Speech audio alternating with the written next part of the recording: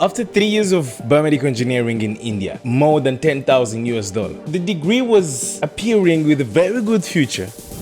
I am Britain from Goma, Democratic Republic of Congo. After my degree in India of biomedical engineering, I decided to go back to Goma and try to work on something which is related to biomedical engineering. And I had so many opportunities in front of me. All over the world, biomedical engineers are still very rare. And second, a degree from India is kinda a little bit more trusted there. But I had an issue with most jobs related to that field. And after a long fight with parents, I was like, yeah, okay, let me try one. And I tried. Unfortunately, I had to leave after a few days because I just didn't feel the stuff fitting with me. And now let me give you my adventure of how I decided to go fully into the entrepreneurship world. The very first thing which I wanted to do, I wanted to analyze what can I do actually in the place. Even if I was born there, I need to understand way better when it's come to the biomedical engineering work. I traveled in villages visiting different hospitals, and I did the same thing also in few hospitals around the city. And that's why I got an idea, because I realized that most hospitals were really running out of technical services. And the simple idea which I had was just to train normal technicians into biomedical engineers who can now help so many hospitals around to have biomedical engineers. And now, what's the role of the degree which I now got in India? If I can be very simple and straightforward, it was completely useless, very crap. The best thing which I did was actually going to India. Getting a degree in India was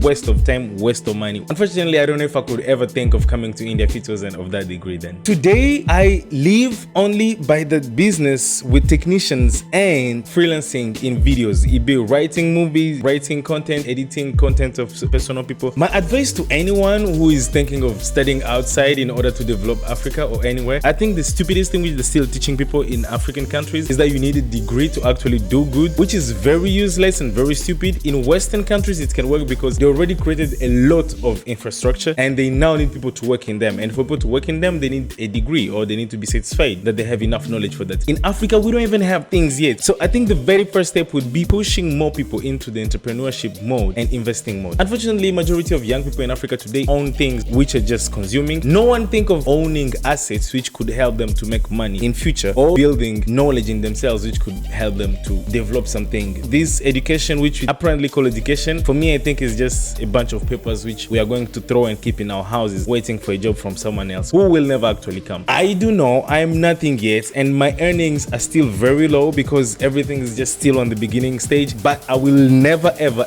in my whole life look for a job. We have a lot of people who have degrees in this and that, but they don't have jobs. One of the simple things which explains that is that there is no one to create job, but there's so many people who have papers for those jobs. Then why school? Why waste money in those schools? I think it should be much better to invest my 1 year into trying to make videos rather than going to school to learn how to make videos in 3 years. I don't know if that makes sense, but that works perfectly for me. Thanks so much for being here. Catch you next time.